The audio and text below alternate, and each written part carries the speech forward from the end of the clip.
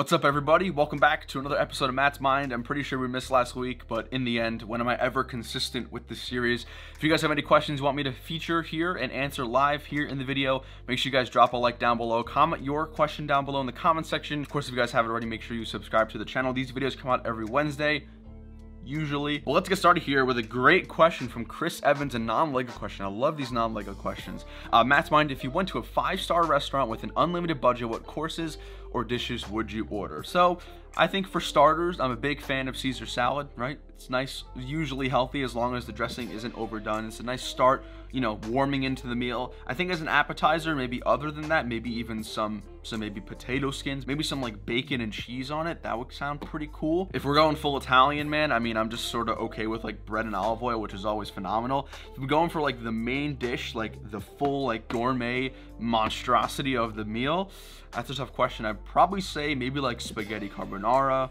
maybe even rigatoni. If we're going to like a Thai restaurant, I mean, there's the chicken, steak, anything like that, or all of it. I mean, if it's an unlimited budget and I had the power to eat everything I possibly could, I go with that. And then for dessert, you know, sort of batting cleanup, what is it called? I think it's at Appleby's. It's like this brownie or like cake, but it has like fudge inside of it with ice cream.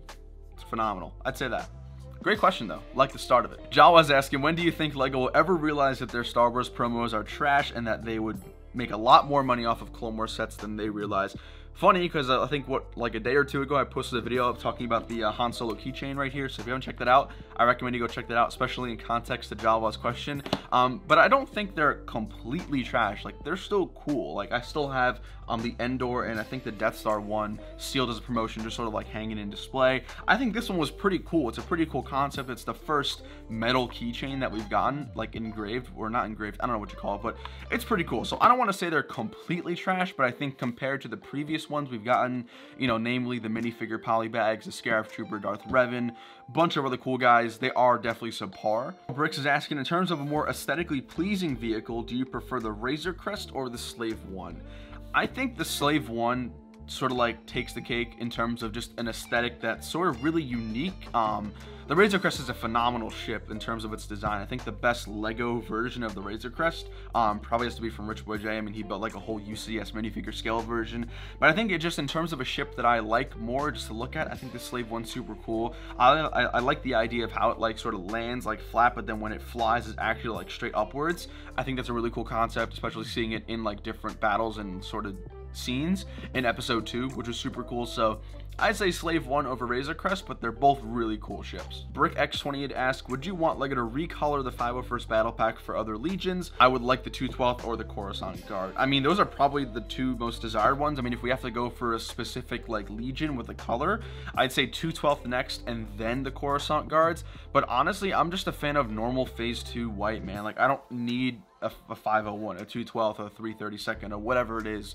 I am all for just a normal plain phase 2 body and phase 2 trooper. I don't know what the, you know, odds of us actually getting that are going forward, but I agree with you. I think 212th would be like my first choice, and then the Coruscant Guards, and then probably after that I'd maybe say Wolfpack. I think those guys would be next. So there's a lot of cool ones. Yes, I would love LEGO to just recolor and change up the vehicles, but I highly doubt that's something we're going to see in the future. Snake's asking a pretty good question here. What made you want to be a YouTuber? What drove you to go down this path, and what did your parents think of the decision? By the way, love your content. Always puts a smile on my face. Well, happy for that, Nate the Snake. Appreciate that.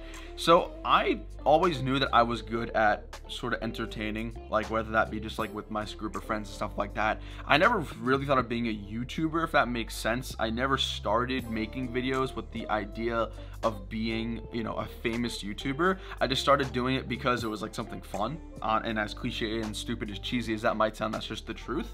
The fact is, I actually started like making gaming videos when my friend told me that I could record it on my PC, and then I was able to figure out how to use YouTube's upload system. And then a few years later, when I got back into LEGO, I was like, hey, I like uploading to YouTube. I like LEGO. So that's kind of how it started. In terms of what my family thinks, I mean, they're all for it. It's obviously, I have a clear passion for it, so I'm gonna naturally strive to become better. They've done a phenomenal job of keeping me grounded in reality, though. Obviously, everyone wants to be a famous YouTuber, but 9 times out of 10, you're gonna have to do other things to support yourself, and my family's been great at reminding me of that, so I'll always be thankful for it. Anakin Productions asks, do you have a mock you have in mind that would be so big that it takes an estimate of 3 years?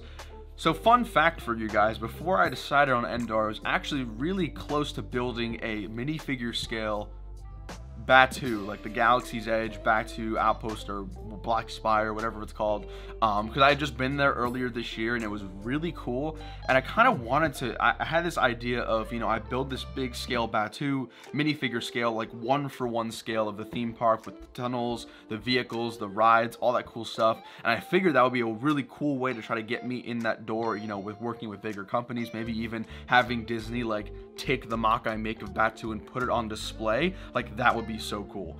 So I think that would be the project I would think would take me multiple years. That could still very well happen, I don't know, but Batu would probably do that for me. Baker Sarge is asking, will you be including any Imperial Shuttle in your Endor mock? If so, whose design will you use? This is a good question. I've been thinking a lot about the Endor mock recently in terms of vehicles, and I think for sake of keeping the scale together, I don't think I'll be putting an Imperial Shuttle. Roughly scale everything in Endor off of the minifigure scale AT-AT.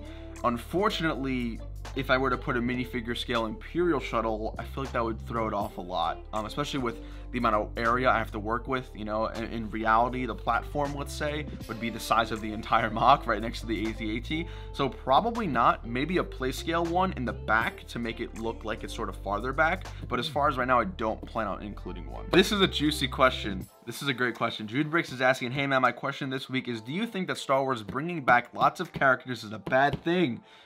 Yes, I'm specifically referring to Mando Season 2, bringing back Boba, Ahsoka, Rex, and more. I think it's too much fan service. What are your thoughts on this? I could not agree more. Jay made a phenomenal video, pretty much dissecting my entire thoughts of the first episode of Season 2. Overall, I hate it. I hated Palpatine being back. I hate Boba Fett being back. It's really funny listening to justifications of people saying, oh, well, Boba never died in Legends. Like, bro, he was eaten alive. Legends was a comic book that only 1 out of 10 fans who saw the movies actually understands. So it frustrates me because I feel like Disney is refusing to let go of the past and move on, like, right, to usher this new era of Star Wars, which I'm sure is a lot easier said than done. And the Star Wars fan base is probably one of the most toxic I've ever known. So I'm not saying by any means that moving forward is easy. I'm sure it's not, which is why I tend to not criticize people in charge of the content so harshly, because I know it's a pretty tough job. But at this point, we're just bringing back characters just to be like, oh, hey, remember this character? Wasn't he so cool? Watch The Mandalorian. So, like, I'm not a fan of it. I agree with you. It's fan service. And if it's not contributing anything to the plot, it's utterly stupid. And I don't want to see it moving forward. The last question here, this actually might be my favorite question of all of Matt's Mind history. If you had a time machine, but you could only go to 3 places in time, which 3 years would you choose to get old and rare Lego sets? So I'm not sure of the years, but I'll basically tell you guys the sets, and then we'll move forward. Lord of the Rings. Lord of the Rings is probably in my top 5 like series of all time, so I would love to go in my time machine, use that first slot to go back to whenever Lord of the Rings, like Helm's Deep, any of the smaller packs that came with so many like Uruk-hai and like all those cool guys. I would love to go back to that time. In terms of the second one, I think I want to go back to the point where the 2/12 Battle Pack was being released and or on clearance at Walmart, Target.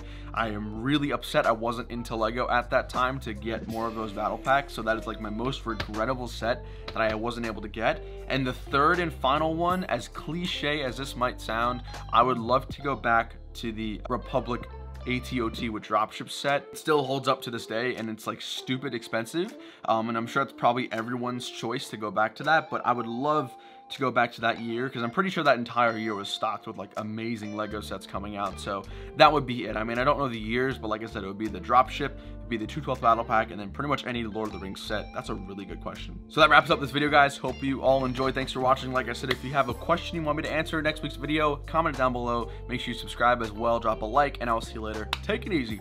Peace.